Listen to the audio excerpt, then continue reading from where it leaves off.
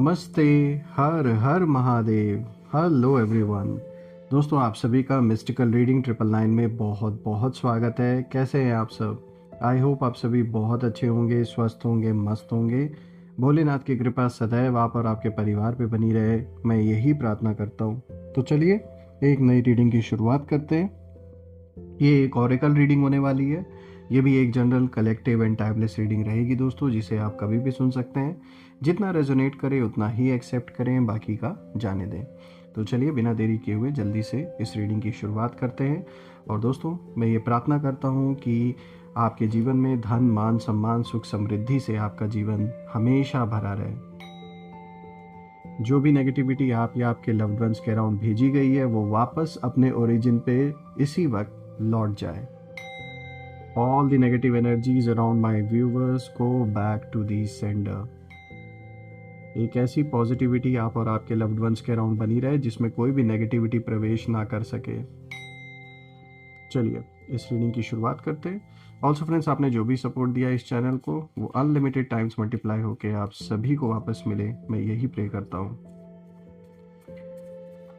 Dear divine, dear angels and sister, हे महादेव, जो भी मेरे व्यूअर्स इस वीडियो को देख रहे हैं, जहाँ से भी देख रहे हैं, उनके लिए क्या मैसेजेस है, क्या गाइडेंस है, प्लीज़ शेयर करें।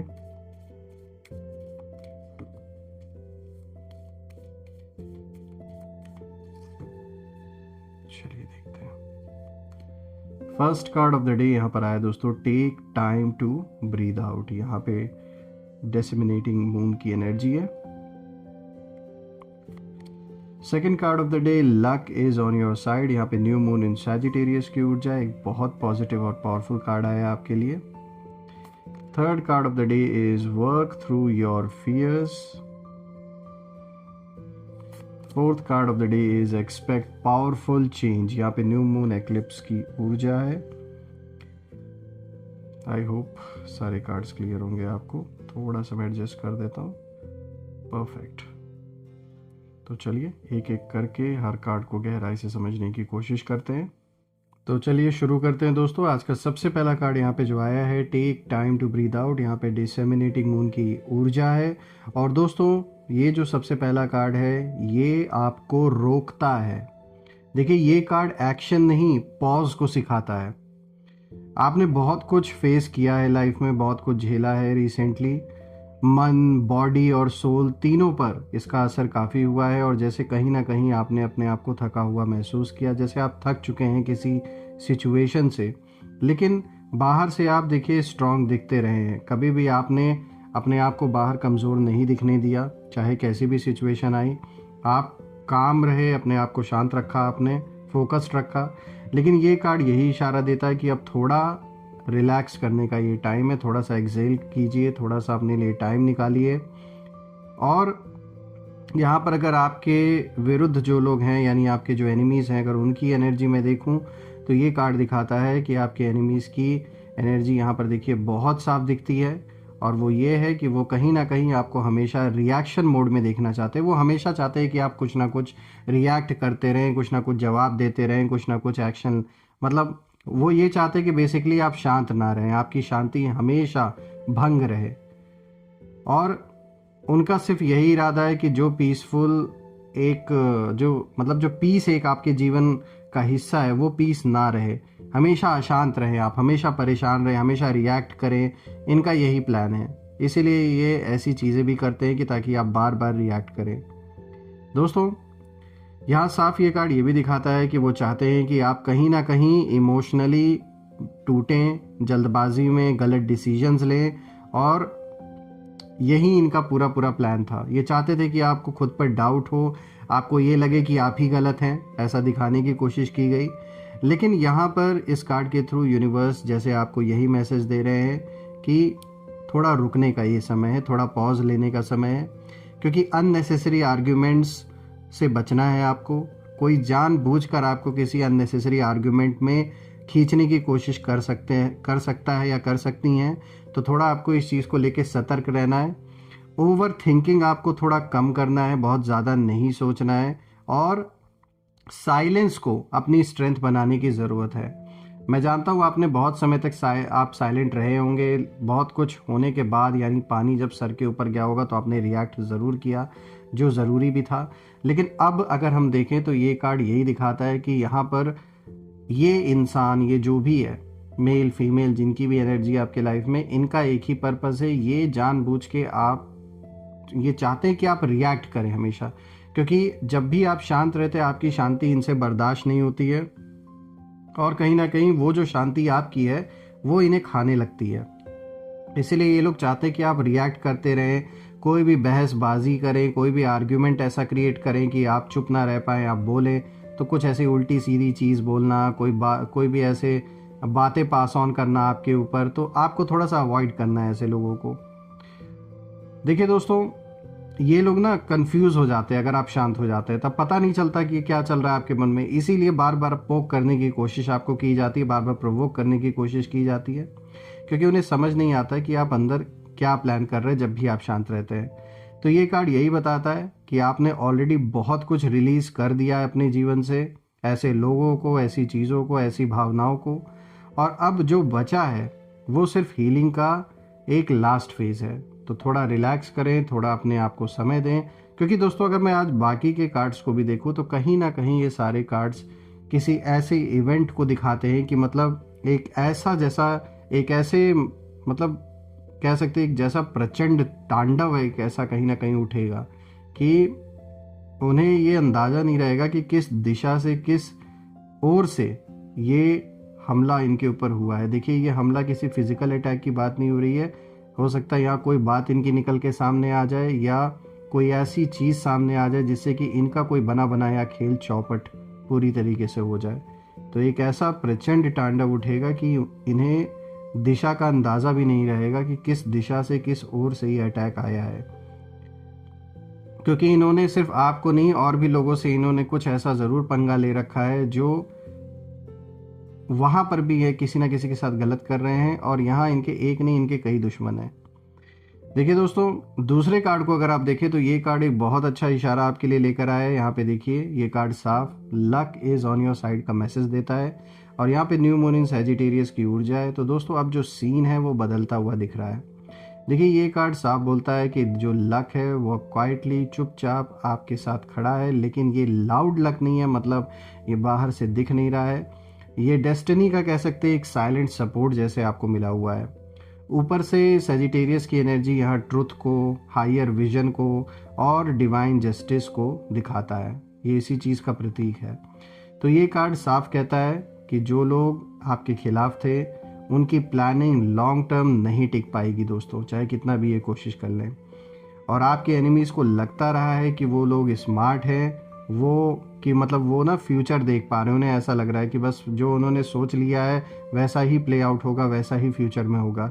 लेकिन वो एक चीज़ भूल गए दोस्तों कि आपके लिए यूनिवर्स ऑलरेडी रास्ते बना चुका है, और अब धीरे धीरे हर एक चीज़ इनके सामने रिवील हो रही है। देखिए, यहाँ पर एनिमीज़ की जो ऊर्जा है वो बहुत इंटरेस्टिंग है दोस्तों, क्योंकि ये कहीं ना कहीं अब अनश्योर है। इन्हें डर लग रहा है कि कहीं बाजी पलट ना जाए, और अंदर ही अंदर ना ये प्रे भी कर रहे हैं, भगवान से पूजा कर रहे हैं, प्रार्थना कर रहे हैं कि आप कोई बड़ा कदम ना उठाएं। लेकिन दोस्तों, सैजिटेरियस न्यू मून की जो एनर्जी है वो साफ इशारा यहाँ पे देती है कि आपका जो नेक्स्ट स्टेप है वो गाइडेड होगा। सोच समझ कर एक कैलकुलेटेड स्टेप आप उठाएंगे, जिसमें कहीं ना कहीं यूनिवर्स भी आपको गाइड कर रहे हैं, और ये जो भी स्टेप होगा ये आपके फेवर में होगा। जो भी आप आगे एक्शन, कदम जो भी उठाएंगे, जो भी स्टेप्स लेंगे, वो बिल्कुल आपके फेवर में होगा। इसी के साथ अब आगे बढ़ते हैं। आज का जो तीसरा कार्ड है दोस्तों, यहाँ पर आया है वर्क थ्रू योर फियर्स, और दोस्तों यहाँ पे न्यू मून इन स्कॉर्पियो की ऊर्जा है। तो अब अगर हम देखें तो हम डीपेस्ट कार्ड पर आते हैं दोस्तों। यहाँ पे स्कॉर्पियो कार्ड सरफेस की बात नहीं करता, यहाँ शैडो वर्क की बात करता है, यानी कुछ बैकग्राउंड में छिपा हुआ जो चल रहा है।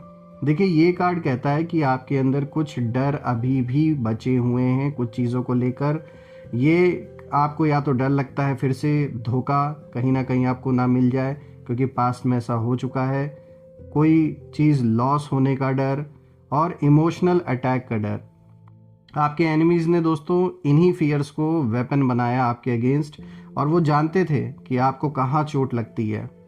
लेकिन अब जो है वो एनर्जी शिफ्ट हो रही है, और ये कार्ड बताता है कि आप डर से भाग नहीं रहे, आप डर की आंखों में आंखें डालकर खड़े हो रहे हैं, आप उसे फेस कर रहे हैं। और जैसे ही आप ऐसा करते हैं, इन एनिमीज़ की जो पकड़ है वो लूज़ होने लगती है, इनकी मैनिपुलेटिव जो पावर है वो ख़त्म होने लगती है, और इनकी बनाई हुई जो एक फॉल्स इमेज है आपकी, वो टूटने लगती है। तो दोस्तों, यहाँ पे जो स्कॉर्पियो की एनर्जी है ये ट्रांसफॉर्मेशन की होती है, और ये वही फेज है दोस्तों जहाँ जो कह सकते हैं कि कोई कितना भी ट्राई कर ले आपके अगेंस्ट, एक हद तक तो, एक लिमिट तक तो ये लोग सक्सेसफुल हुए। ऐसा नहीं है कि इन्होंने असर नहीं डाला, जीवन में बहुत ज़्यादा उथल पुथल आपके मचाया, लेकिन ये भी एक सच्चाई है कि एक समय जो हिसाब किताब आपका किसी पूर्व जन्म का इस सोल के साथ रहा होगा, वो जैसे ही पूरा हुआ तो कहीं ना कहीं अब जो एनर्जी शिफ्ट यहाँ पर साफ दिख रही है कि वो किस तरीके से हो रहा है। तो जो उन्होंने आपके खिलाफ किया, वही चीज़ें कहीं ना कहीं आपकी अवेकनिंग अब बन रही है। तो ऐसा नहीं है कि जो भी डिफ़िकल्टीज़ या जो चैलेंजेस आए सिर्फ और सिर्फ वो एक प्रैक्टिकल लेवल पे केवल वो चैलेंजेस थे, बल्कि कहीं ना कहीं आपने अपने अंदर, अपने इनर लेवल पे, स्पिरिचुअल लेवल पर कहीं ना कहीं एक कह सकते हैं एक ऐसी चीज़ अनलॉक हुई जिसने कहीं ना कहीं आपको खुद से भी कनेक्ट किया। तो ये एक अवेकनिंग का फेज़ भी होता है। जब कोई ऐसा सिचुएशन लाइफ में आता है, कुछ भी ऐसा होता है, तो कहीं ना कहीं यहाँ अवेकनिंग से जुड़ा हुआ भी ये कह सकते हैं, ये सारा सिनेरियो, जो कुछ भी हो रहा है, सब कुछ कनेक्टेड है। और आप दिख भी रहे हैं कि आपकी जो स्पिरिचुअल जर्नी है वो बहुत अच्छी रहेगी। अब अगर हम बात करें लास्ट कार्ड की, तो देखिए यहाँ पर मैसेज बिल्कुल साफ है, एक्सपेक्ट पावरफुल चेंज। यहाँ पे न्यू मून, एक्लिप्स की ऊर्जा है। और दोस्तों, अब ये जो आखिरी कार्ड है ये सबसे इंटेंस है, क्योंकि एक्लिप्स कभी नॉर्मल चेंज नहीं लाता है, ये इरिवर्सिबल चेंज लाता है दोस्तों। तो ये कार्ड साफ कहता है कि अब जो होने वाला है वो आपके एनिमीज़ के कंट्रोल से बाहर होगा, और उनकी एनर्जी यहाँ कंप्लीटली अनस्टेबल दिखती है मुझे। उन्हें डायरेक्शन नहीं दिख रही है, उन्हें टाइमिंग समझ नहीं आ रही है कि क्या हो रहा है, और वो कहीं ना कहीं पैनिक मोड में है। दोस्तों, यही वो प्रचंड तांडव है जिसकी बात मैं आपसे शुरुआत में कर रहा था। ये कोई फिजिकल लड़ाई नहीं है, ये डेस्टिनी की, कह सकते हैं डेस्टिनी का जैसे एक चेस बोर्ड है, उस पर जैसे ये खेल चल रहा है आपके जीवन का इस समय। एक एक चाल वो बढ़ रहे हैं, एक एक चाल कह सकते हैं, आपको तो गाइडेड स्टेप्स आगे जो मिल रहे हैं ना, वो यूनिवर्स के मिल रहे हैं। आप एक जगह शांत खड़े रहेंगे और यूनिवर्स उनकी पूरी की पूरी ये जो स्ट्रैटेजी है इसे उलट देगा, और वैसा ही कुछ होता हुआ मुझे दिख रहा है इन कार्ड्स के थ्रू। देखिए दोस्तों, एक्लिप्स के बाद जो रोल्स हैं वो चेंज होते हुए दिख रहे हैं, लोगों के झूठे जो मास्क हैं वो गिरते हुए दिख रहे हैं, और जो सच है वो सामने आता हुआ दिख रहा है। तो आपकी लाइफ में एक नया चैप्टर खुलेगा जहां आप पहले से ज़्यादा ग्राउंडेड, फियरलेस और पावरफुल होंगे।